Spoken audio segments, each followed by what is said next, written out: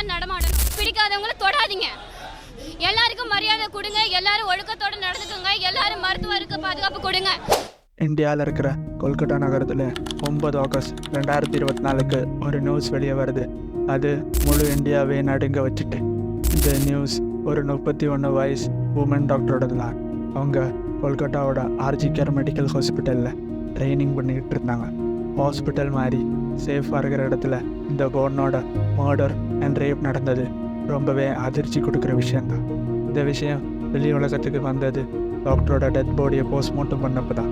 இந்த ரிப்போர்ட் எல்லா ஆளுங்களையும் நடுங்க வச்சுட்டு, இது ஒரு மர்டர் மட்டும் கிடையாது, அதே ரொம்ப பயங்கரமானது. போஸ்ட்மார்ட்டம் ரிப்போர்ட்டில் வெளியில் வந்தது இந்த டாக்டரை கொன்னது கழுத்து நெருக்கி ஆக்குனார். இவ்வளோ பலமாக கொண்டு இருக்காங்க. அவங்களோட தைராய்டு கார்டிலேஜ் ஓடுது. உயிரே தப்பிச்சுட்டு டாக்டர் ஓடலான்னு பார்த்துருக்காங்க. ஆனால் அவங்கள அடிச்சே கொண்டு இருக்காங்க. இதோட ப்ரூஃப் அவங்களோட ப்ரைவேட் பார்ட்ஸ்லேருந்து வந்த முறிவில் தான் தெரிஞ்சிடுச்சு. இதிலேருந்து தெளிவாக தெரிஞ்சுட்டு இது ஒரு மர்டரோட விஷயம் மட்டும் இல்லை, இதை ரேப் பண்ணதுக்கு அப்புறம் பண்ண ஒரு பயங்கரமான கொலை தான். ஹாஸ்பிட்டலுக்குள்ளேயே இவ்வளோ பெரிய விஷயம் நடந்துட்டு யாருக்கும் தெரியவே இல்லை. அன்னைக்கு நடந்தது விஷயத்தை கேட்டு நீங்கள் கோபத்தில் உங்களையே மறந்துடுவீங்க.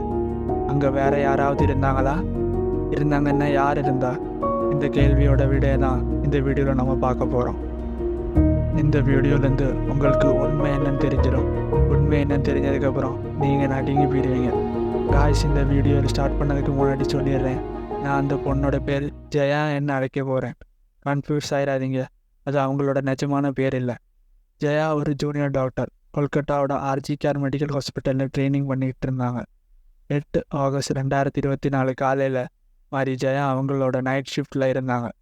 ஜாப் பண்ணிகிட்டு இருந்தாங்க. அப்புறம் ராத்திரி 11 மணிக்கு அவங்கள அம்மாவோட கால் வந்துச்சு. எல்லா நாள் மாதிரி அவங்க அம்மா கிட்ட அவங்க பேசினாங்க. அவங்க அம்மா கேட்டாங்க, என்னம்மா எப்படி இருக்க, சாப்பிட்டியா, உடம்பெல்லாம் எப்படி இருக்குது? அதுக்கு ஜெயா சொன்னாங்க, உடம்புக்கு ஒன்றும் பிரச்சனை இல்லைம்மா, நல்லா தான் இருக்கேன். ஏன்னா அப்பா அம்மாவுக்கு நம்மளோட கவலை எப்போவுமே இருக்கும். ஜெயா அதுக்கப்புறம் சொன்னாங்க, இப்போ நான் கொஞ்சம் பேஷண்ட்ஸை பார்க்க போகிறேன், அதுக்கப்புறம் கொலீக்ஸ் கூட உட்காந்து சாப்பிடணும். ஜெயா பேஷண்ட்ஸுக்கு பார்க்க போயிட்டாங்க. பேஷண்ட்ஸ் எல்லாரையும் பார்த்துட்டு ரவுண்ட்ஸ் முடிச்சுட்டு வர்றதுக்கு 2 மணி ஆகிட்டு. இதுக்கப்புறம் அவங்க ஹாஸ்பிட்டலில் இருக்கிற கொலீக்ஸ் கூட கொஞ்ச நேரம் கேன்டீனில் போய் உக்காந்துக்கிட்டாங்க. அதுக்கப்புறம் அவங்க உடம்புல கொஞ்சம் க்ஷீணமாக இருந்துச்சு. அதனால கொஞ்ச நேரம் தூங்கலாம்னு சொல்லி ஹாஸ்பிட்டலில் இருக்கிற 4th ஃப்ளோரில் இருக்கிற செமினார் ஹாலில் போய் தூங்கிட்டாங்க. காலையில் 7 மணி ஆகிட்டு ஜெயா வரவே இல்லை. இது ரொம்ப அன்யூஷுவலாக இருந்துச்சு. ஏன்னா ஜெயா அரை மணி நேரத்துக்கு அப்புறம் பிரேக் எடுத்ததே இல்லை. ஹாஸ்பிட்டல் கிளீனர் க்ளீன் பண்ண போகிறதுக்கு முன்னாடி தான் எல்லா ரூம்ஸையும் செக் பண்ணுவாங்க. அப்படி ரூம்ஸ் எல்லாம் செக் பண்ணிக்கிட்டு வர்றதுக்கு வழியில் செமினார் ஹாலையும் போய் செக் பண்ணாங்க. செக் பண்ணி செமினார் ஹால் திறக்க போகும்போது தான் அவங்க ஒரு பயங்கரமான விஷயத்த பார்த்தாங்க. கண் முன்னாடி ஜெயா துணி இல்லாமல் ரத்தத்துக்கு மேலே மிதந்துட்டு இருந்தா. அதை பார்த்து ரொம்ப பயத்தில் கத்தி கதறிட்டாங்க. இதை பார்த்து கிட்ட இருந்த எல்லாரும் ஓடி வந்துட்டாங்க. அந்த விஷயம் அங்கே இருக்கிற ஃபீமேல் டாக்டர்ஸுக்கெல்லாம் ரொம்பவே ட்ராமா கொடுக்குற விஷயமா இருந்துச்சு. ஏன்னா அவங்க வாழ்க்கையில் வாட்டி இந்த மாதிரி ஒரு பயங்கரமான விஷயத்த பார்த்துட்டாங்க. அங்கே இருந்த எல்லாரும் ஜெயாவோட பாடியை ஸ்ட்ரக்சரில் ஏற்றி டாக்டர் ரூமுக்கு கொண்டு போயிட்டாங்க. அவளுக்கு என்னதாவது ஹெல்ப் பண்ண முடியுமான்னு பார்க்கறதுக்கு தான். கொஞ்ச நேரம் உயிரை பிடிச்சிக்கிட்டு இருந்த ஜெயா அவள் உயிரை விட்டுட்டா. இந்த கேஸை நார்மல் சூசைடுன்னு காட்டி அங்கத்த டாக்டர்ஸு அவங்க ஹாஸ்பிட்டலுக்கு பேர் கெட்டு போயிடக்கூடாதுன்னு சொல்லி மாற்ற பார்த்தாங்க. ஆனால் போஸ்ட்மார்ட்டம் ரிப்போர்ட்டில் வந்தது அப்புறம் மண்ணில் மூடி மறைக்க பார்த்த உண்மைகள் எல்லாம் வெளியே வந்துட்டு.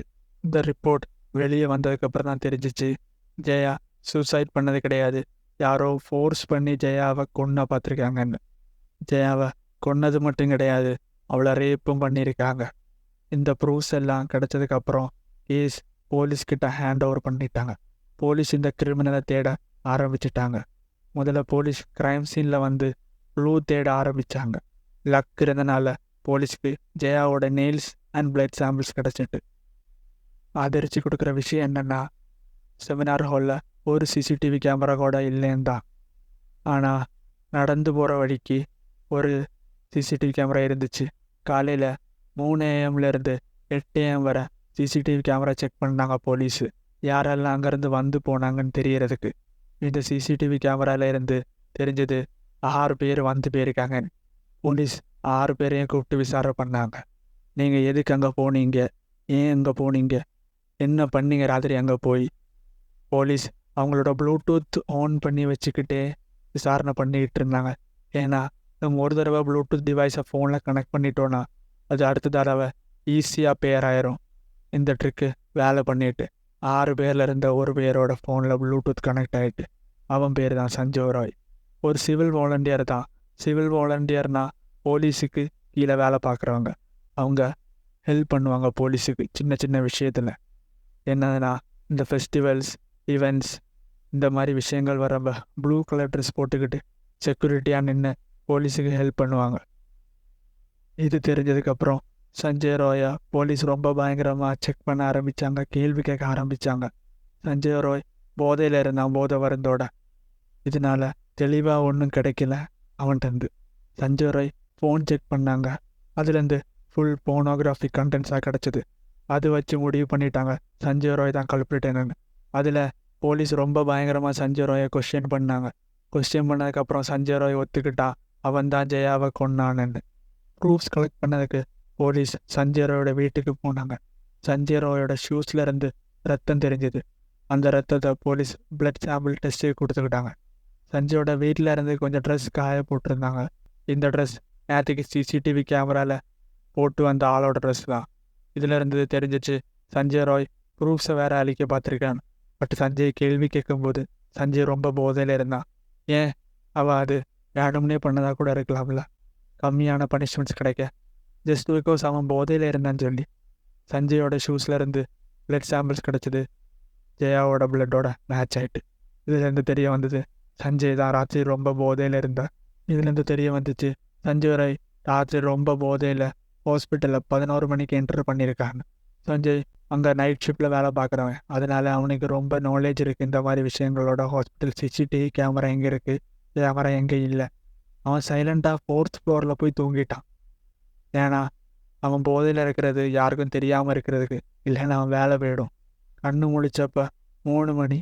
அப்போ தான் ஜெயா செமினார் ஹாலில் லிஸ்ட் எடுக்க வாரான். ஜெயாவை ஒத்தையில் பார்த்து சஞ்சயோட மனசு ரொம்பவே கிறுக்குத்தனமாக வேலை செய்ய ஆரம்பிச்சிட்டு. அவன் செமினார் ஹால்கிட்ட வேற யாருமே இல்லைன்னு கன்ஃபார்ம் பண்ணதுக்கு சுற்றி பார்க்க ஆரம்பிச்சிட்டான். யாரும் இல்லைன்னு தெரிஞ்சதுக்கப்புறம் 4 PM செமினார் ஹாலுக்கு என்ட்ரு பண்ணுறான். 4:45 PM வெளியே வாரான். இந்த 45 நிமிஷத்தில் ஜெயா கூட பண்ண விஷயத்தை யோசிக்கும் போதே யாரோட மனசும் அதிர்ச்சியில் நடுங்கி போயிடும். ஸ்பெஷலி ஜெயா பேரண்ட்ஸுக்கு இவ்வளோ நம்பிக்கையோடு அவளை படிக்க வச்சாங்க. ஜெயாவோட பேரண்ட்ஸுக்கு ஜெயா ஒரே ஒரு பொண்ணு தான். இந்த தீவிரவாதிக்கு என்ன தண்டனை கொடுக்கலாம்னு கமெண்ட் செக்ஷனில் கமெண்ட் பண்ணுங்கள். இந்த கேஸ் இதோட முடியலை. இதோட ஃபர்தர் அப்டேட்ஸ் கேட்க சேனலை சப்ஸ்கிரைப் பண்ணுங்கள்.